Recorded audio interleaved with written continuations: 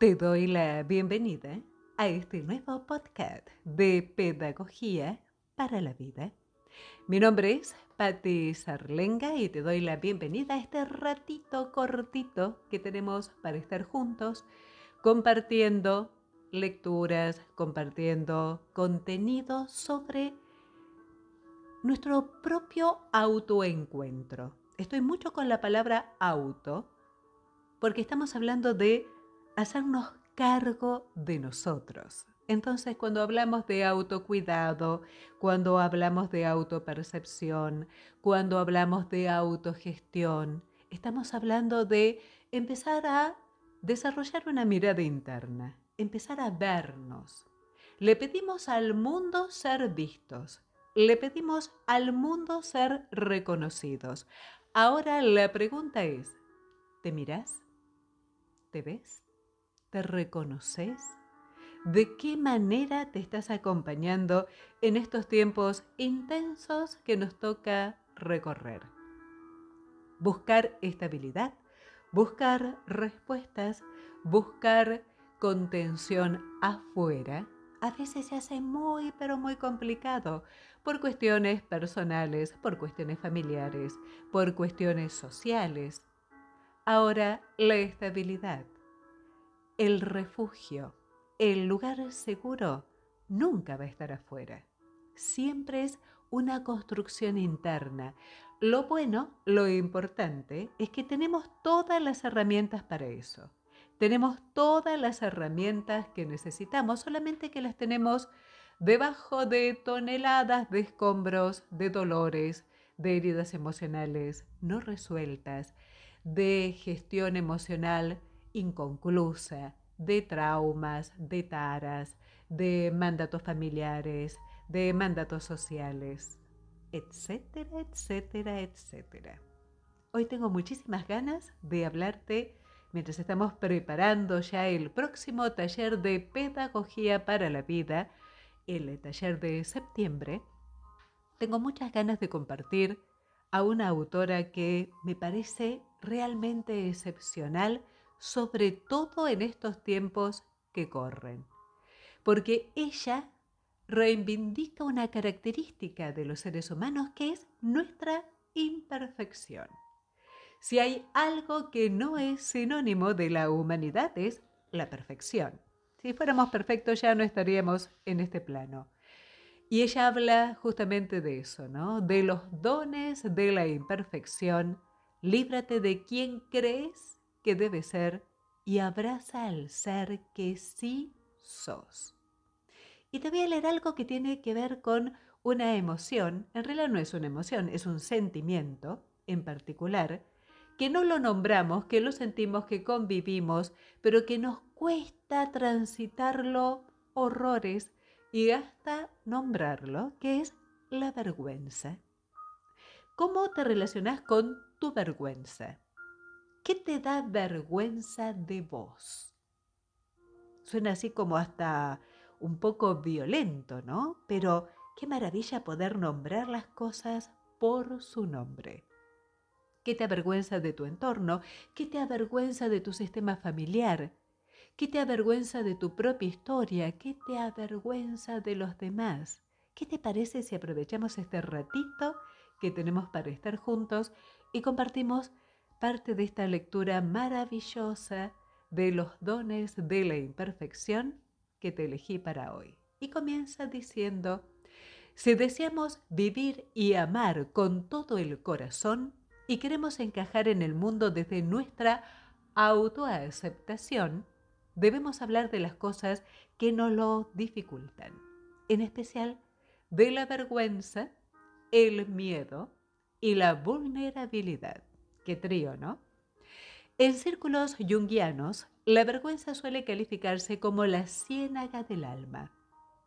No estoy sugiriendo que debamos entrar y montar nuestro campamento en ella. Yo lo he hecho y puedo asegurarte que esta ciénaga es un lugar importante que se debe visitar, pero donde no resulta agradable vivir. Lo que propongo es que aprendamos a vadearla. tenemos que entender que el hecho de quedarnos de pie en la orilla y creer que va a sobrevenir una catástrofe si hablamos con honestidad de nuestros miedos resulta más doloroso, realmente más doloroso, que tomarnos de la mano de un compañero en el que confiamos y cruzar. Y lo que es más importante, tenemos que aprender por qué el hecho de intentar seguir haciendo pie en la inestable orilla mientras dirigimos la mirada hacia la ribera opuesta, donde nuestro sentido de valía personal supuestamente nos está esperando, acaba siendo mucho más duro que abrirnos camino a través del terreno pantanoso. Hago un paréntesis. Acá lo importante de entender que la zona de confort en la que me encuentro realmente a veces es mucho más dura de sostener que animarme a salir de la zona de confort y comenzar a caminar por este proceso llamado vida, que no tiene un tiempo límite de aprendizaje. Aprendo y lo transito hasta el último segundo de mi existencia en este plano. Continúo. Que nos digan cómo hacer las cosas es un atajo seductor y lo entiendo. ¿Por qué cruzar la ciénaga si podemos sortearla? Hago otro paréntesis.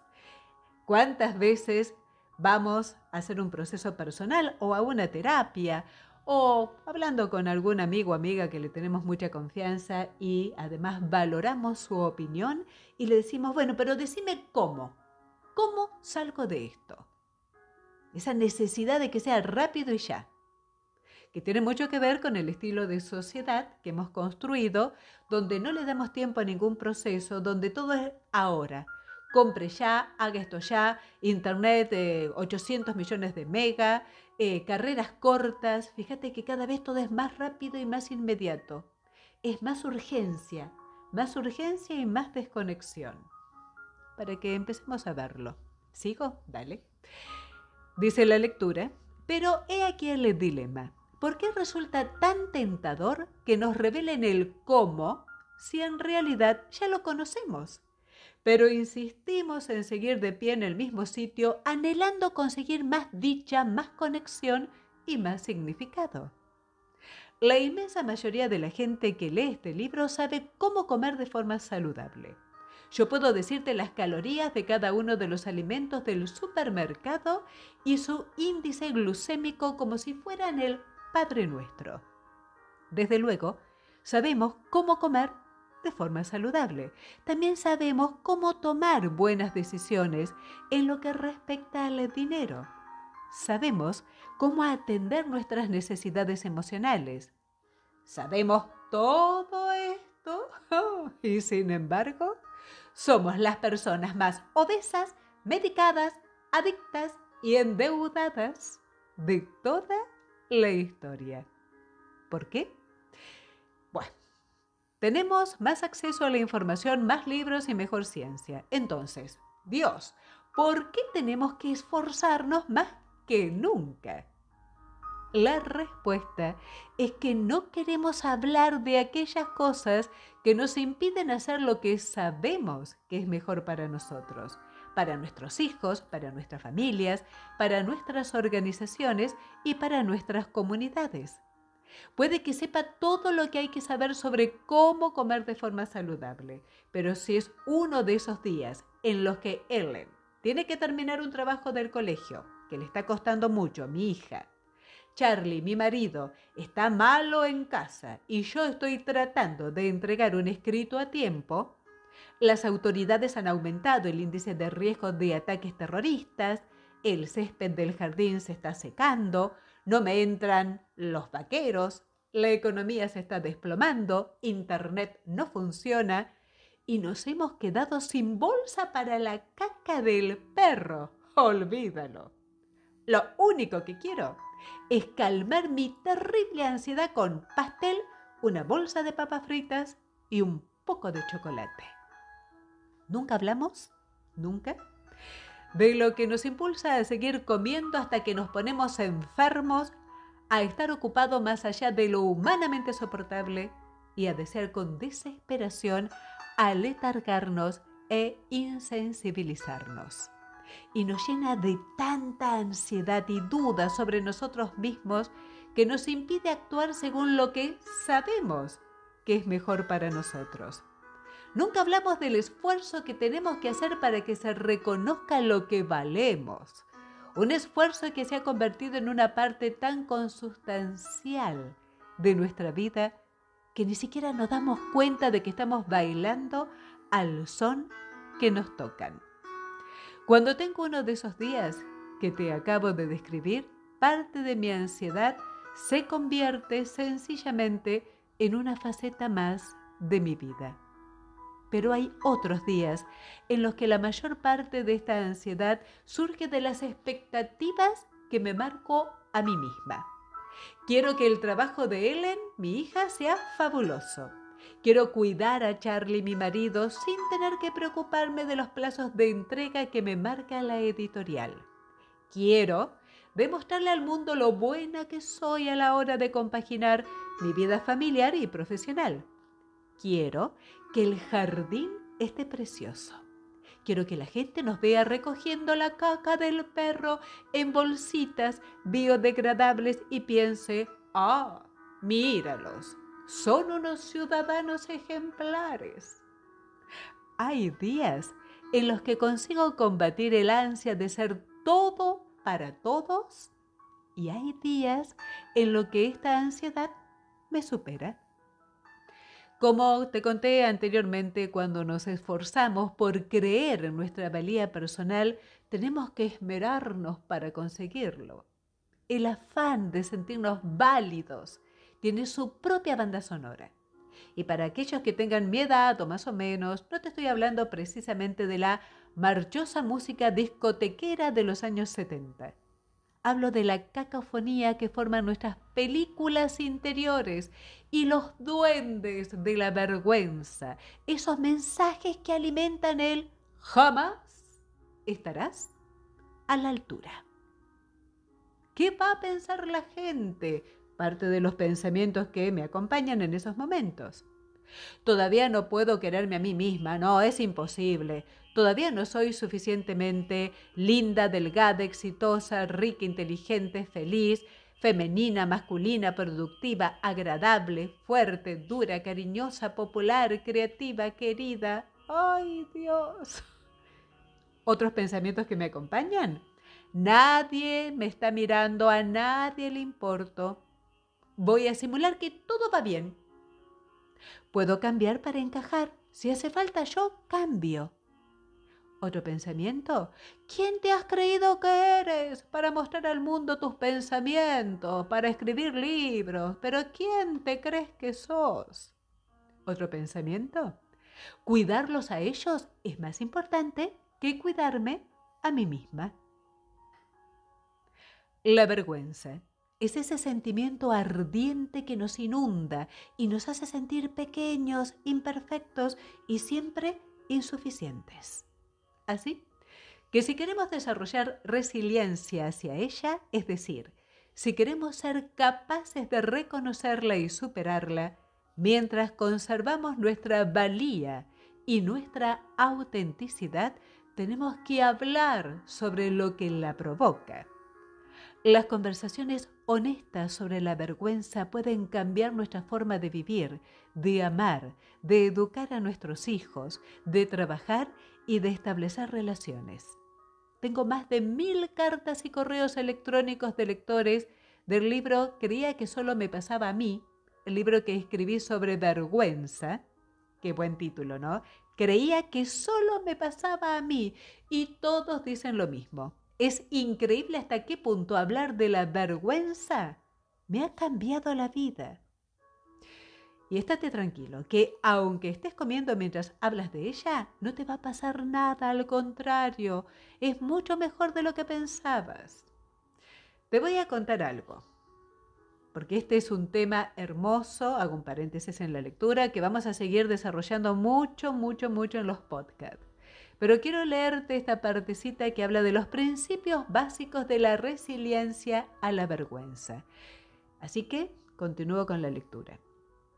He aquí las 3 primeras nociones que necesitas tener presentes sobre la vergüenza. Todos, escúchalo, por Dios te lo pido, te ruego, todos sentimos vergüenza. Es universal, una de las emociones más primitivas que existen. Las únicas personas que no la experimentan son aquellas que carecen de empatía y conexión humana, entre paréntesis, psicópatas. 2. A todos nos asusta hablar de ella. 3. Cuanto menos hablemos de ella, más control ejercerá sobre nuestras vidas. La vergüenza es básicamente el miedo a no ser dignos de amor. Imagínate, es lo contrario de reconocer que nuestra historia es válida y sentirnos así valiosos. De hecho, la definición de vergüenza que yo desarrollé a partir de mi investigación es la siguiente. La vergüenza es el sentimiento o la idea intensamente dolorosa de creer que somos imperfectos y por tanto no merecedores de recibir amor ni de pertenecer. La vergüenza mantiene alejado el sentimiento de valía personal porque nos convence de que si reconocemos nuestras historias, la gente va a tener peor opinión de nosotros. Solo se basa en el miedo. Nos asusta la posibilidad de no gustarle a la gente si saben de verdad lo que somos, nuestra procedencia, lo que creemos, lo mucho que estamos luchando, o lo creas o no, lo estupendo que somos cuando sobresalimos. Porque a veces resulta tan duro reconocer nuestra fuerza como nuestras dificultades. A menudo, la gente quiere creer que la vergüenza está reservada a aquellos que han sobrevivido a traumas terribles, pero no es así. Es algo que todos experimentamos. Y si bien nos da la impresión de que se esconde en nuestros rincones más oscuros, lo cierto es que tiende a acechar en todos los sitios conocidos, incluidos la apariencia y la imagen corporal, la familia, los padres, el dinero, el trabajo, la salud, las adicciones, el sexo, el envejecimiento y la religión. Sentir vergüenza es propio del ser humano. A todo el mundo le cuesta reconocer las historias de lucha. Y si nos hemos esforzado por asegurarnos de que todo parezca correcto desde fuera, ponemos mucho en juego cuando decidimos contar la verdad. Por eso, la vergüenza adora a los perfeccionistas. Es tan sencillo mantenerlos callados.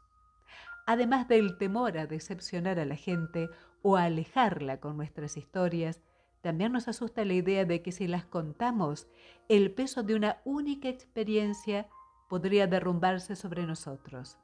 Existe un miedo real a ser enterrado o calificado a partir de una experiencia que en realidad es solo un atisbo de lo que somos. Yo cuento muchas de estas historias en mi libro Creía que solo me pasaba a mí. Pero la que me viene ahora a la mente es la de una mujer que reunió el coraje de contarle a su vecina que había conseguido superar una adicción al alcohol. A lo que la vecina respondió: ahora ya no sé si me apetece que mis niños sigan yendo a jugar a tu casa. Esta valiente mujer me contó que se sobrepuso al miedo y fue capaz de contestar: llevan 2 años viniendo y yo 20 sin beber. No soy distinta de lo que era hace 10 minutos, así que, ¿por qué cambiaste tú?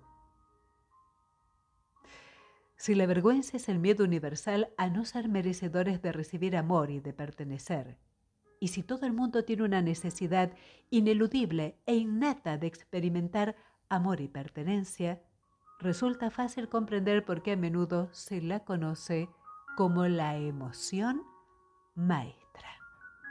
No tenemos que experimentarla para que nos paralice.